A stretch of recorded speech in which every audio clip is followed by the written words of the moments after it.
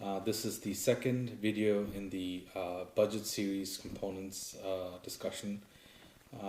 Today here we have the Yamaha RS202 model stereo receiver. So if you haven't seen my previous video on the Sony SDR DH190, I'll put a link up there for you to see. But I wanted to start a series of videos that talks about budget components for people that are not quite yet ready to spend several $100s, $600 to $700 on an integrated amplifier or turntables or individual components like phono stages, etc. This is for those that do not want to cross $150, $200 mark for a component. Maybe this is for someone who wants to replace their vintage receiver and it will cost them a lot of money to recap or repair their vintage units. Instead, this is a decent option where this receiver here costs $150. Brand new. You can get it online or you can go to your local Best Buy store and you can pick it off the shelf. And it's a stereo receiver, and it is very basic. It has two sets of speakers, set A, set B.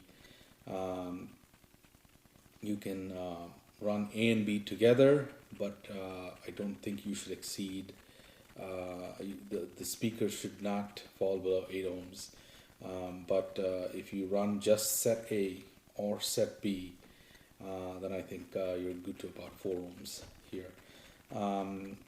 Some of the other features here is that it has a tuner.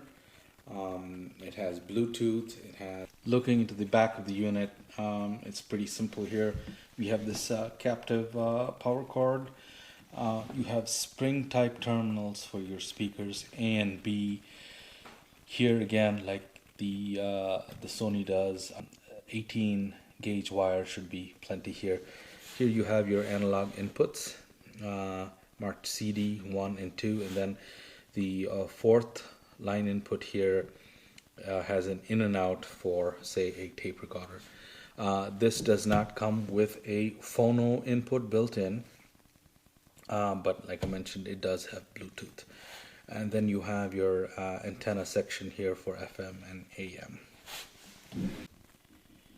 Okay, so as far as the power rating goes, it's rated at 100 watts per channel, but they specify a narrower frequency bandwidth, 40 hertz to 20 kilohertz, at a total harmonic distortion at about 0.2%, which is realistic. I mean, this is a budget component, and most likely people would be pairing them with smaller speakers that do not extend much beyond 40 hertz. So it's a realistic rating.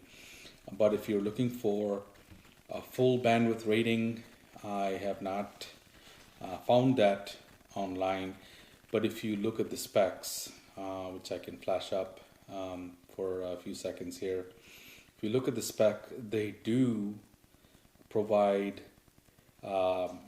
maximum dynamic output at 8, 4, and 2 ohm ratings. Those are bursts of peak power that the amplifier is capable of sending to your speakers. So, if you look at the innards, it does look like it's got a decent size transformer. This transformer, at least from this view, appears to be a little bigger than the one in the Sony that I reviewed. So aside from power rating, it has Bluetooth. Bluetooth functionality works as intended.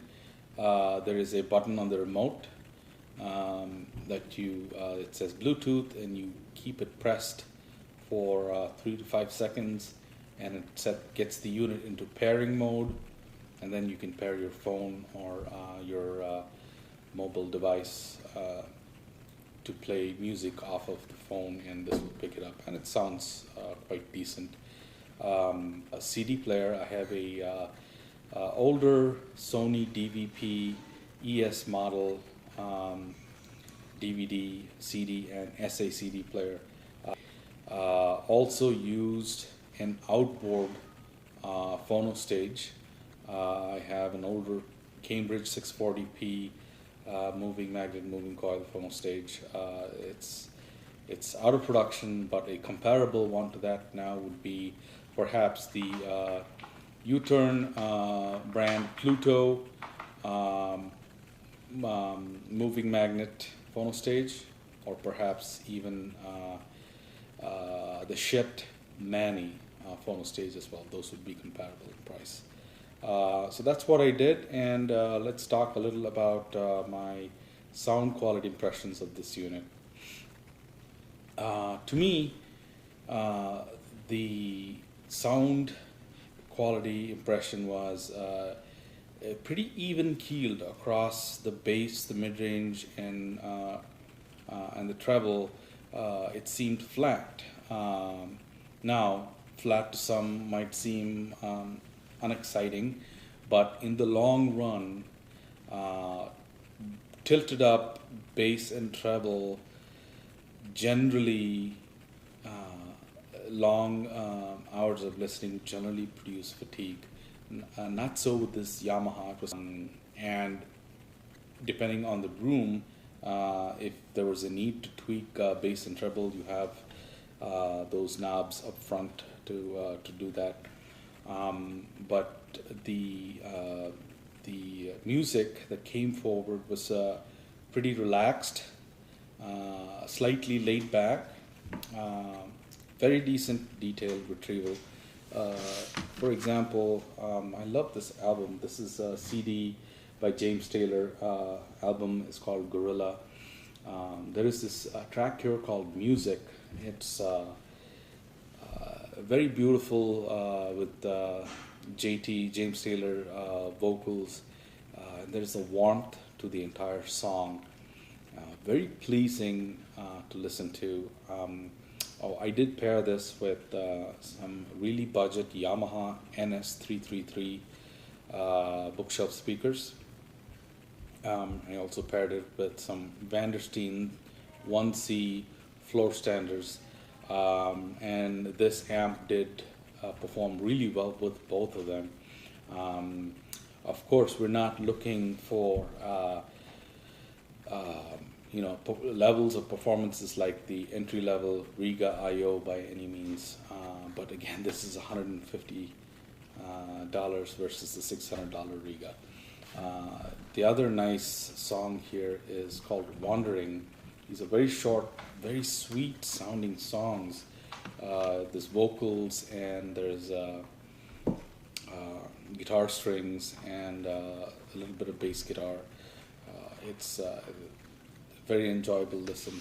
Then switching to an outboard phono stage, a very budget outboard phono stage.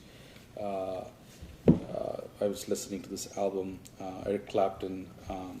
It's called Journeyman, and 3 songs: Pretending, Anything for Your Love, and Bad Love. Good pace, good rhythm and timing. This amp keeps up with that. Again, it's a slightly laid back sound. If you want a little more punch and dynamics, you may have to turn up the volume a little bit and play with the tone controls. But in big dynamic terms, this is a little bit restricted. But again, please consider the price. It's $150. Vocal delivery is warm. Cymbal hi-hats. The treble response is also soft, silky, but very pleasant to listen to. The detail is quite decent here. So guys, this is a really good place to start if you want to replace your vintage receiver and not spend several,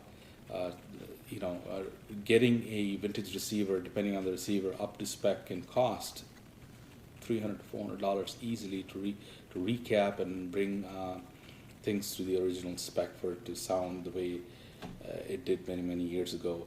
but this is a good alternative. If you're looking for a relaxed sound, laid back sound, this is a great stereo amp. I tried the tuner as well. It sounds pretty good, picks up stations, and again, same signature. It's got the warmth, and I enjoy that.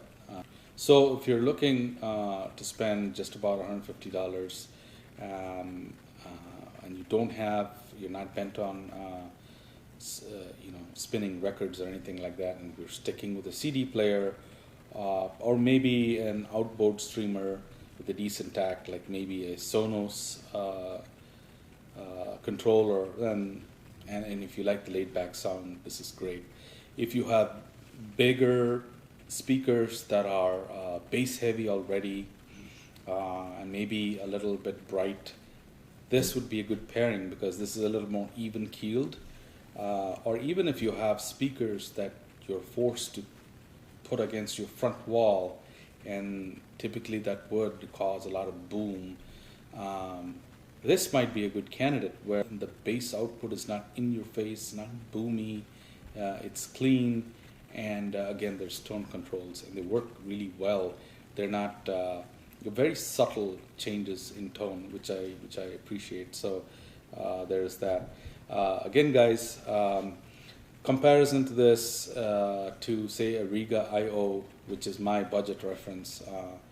The Riga I/O is spectacular, right? And guys, it introduces you to tonal colors, separation, instrument separation, and soundstage. You may not get all that there, but this is a good place to start and enjoy your music.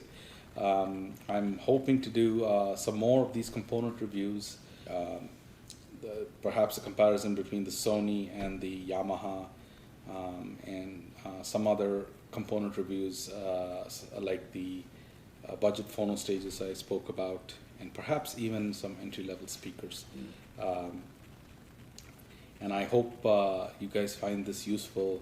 I started like this as well, but when I started, I wish I had components in the $150 range, brand new, that you could just go to the store and buy, or buy online, and they provide this sort of relaxed, even-keeled, satisfactory sound. It's a good time to get into hi-fi these days with the kind of components available now for sale. Thank you for watching, guys. There's going to be more reviews coming. Please like and subscribe, and I hope you enjoy the budget series videos to come. Thanks again.